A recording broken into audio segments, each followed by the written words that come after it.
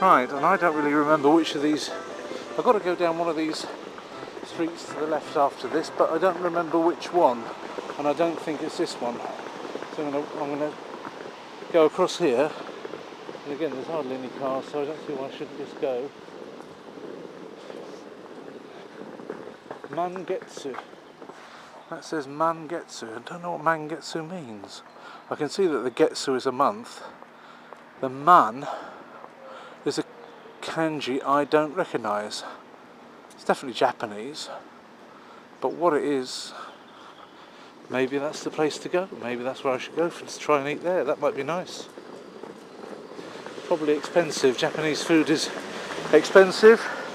Germany isn't cheap, and Frankfurt is probably one of the most expensive parts of Germany. So if I do go in there, I'm probably looking at,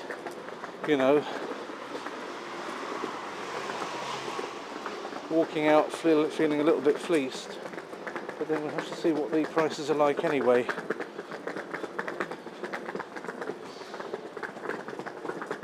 I'm vegan now, or as close to vegan as I can get with every meal. Every meal time I take the option closest to vegan as I can.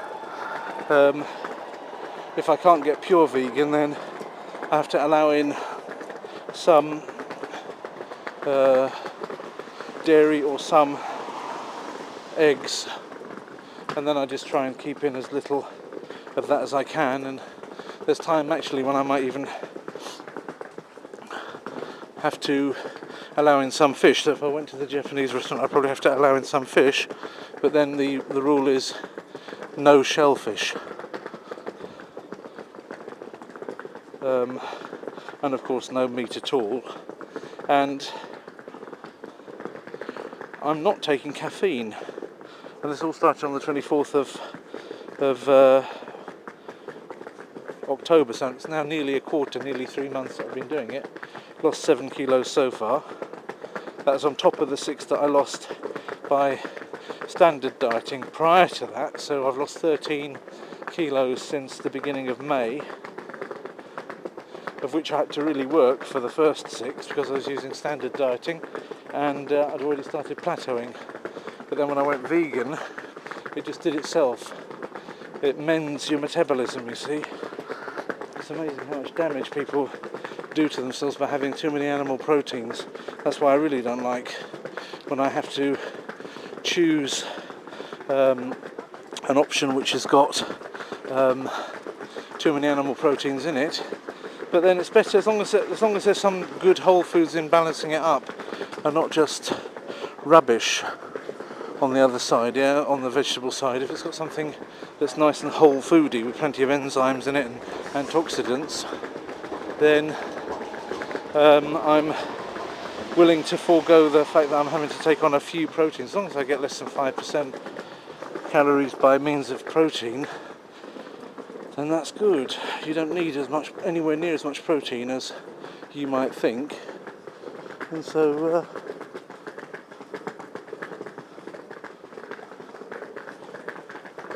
right, this is Fleming's Hotel. Just to give an idea of what they've got pumpkin soup made from butternut squash with black dark rye bread croutons and pumpkin seed oil for €8. That's quite nice. And pancake soup, I've never heard of that, but it's a beef consommé. Well, when it comes to the other things, you've got fish and Fleisch and vom Grill, but they don't have much by, and then they've got cheese, but they don't have anything which hasn't got anything in. And I would have thought that Germany, of all places, would actually cater for the vegan a bit better than most, because they are very umweltbewusst in Deutschland, very environmentally conscious.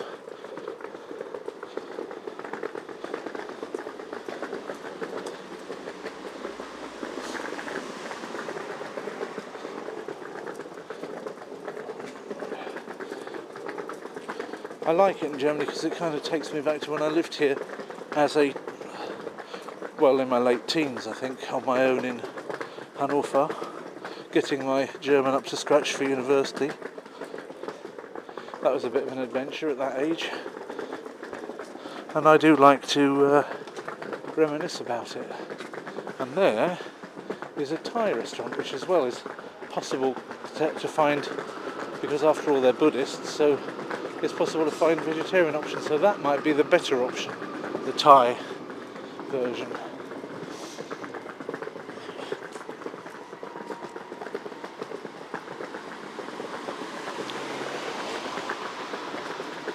Now I'm inclined to try this left turn and see where that goes, because I have been all up and down here on Google, you see.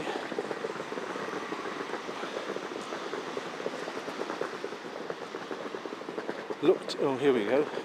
It's not the same, of course, as being in it, but it does give you a clue. Especially this, it's not so great being here at night because you don't see much of the stuff.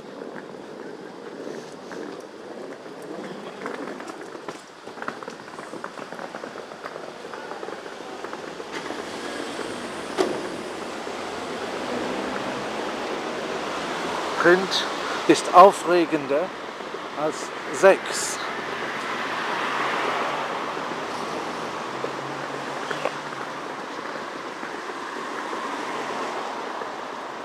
If I got this right, then I should be on Volterstrasse, but it may be that it's not called Volterstrasse yet. Oh yes, it is. It's called Volterstrasse. There you go. And as you'll witness that all this time I'm going just on having memorised a map by watching it on Google. That's a wonderful thing about Google, because you can see it from not just above but also get into it. You can in most countries. You can't get into it in all countries, but you can in Germany, you can in England, America, most countries. You can in the Czech Republic. You can't in Poland, unfortunately. Not yet anyway. But that's what really does it. It's actually being able to jump into it using the streetwalker and go around in it.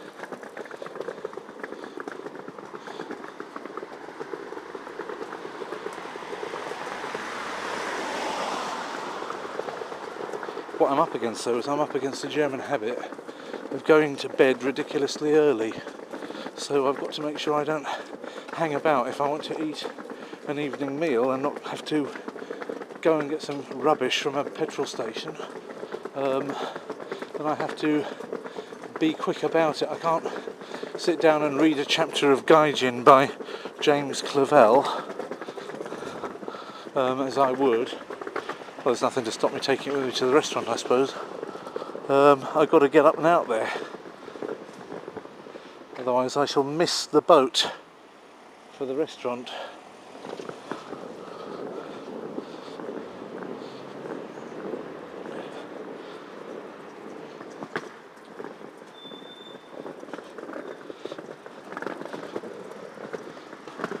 This is telling me, of course, how far it's taken me, because I've got the time. The clock is actually, you can't see it, but I can see it, and I know that I've filmed now for 31 minutes and 56 seconds, or now 32, actually, 53 seconds. Funny. It's going. 32. So that's how many minutes. And I wasn't at the. It was about 5 minutes at the beginning that we had before I was at my destination. So no, I've got to give it about half an hour in the morning to walk there, and I've got to walk with these two bags again. And there it is. Of course, begins with M. It's the Mercure.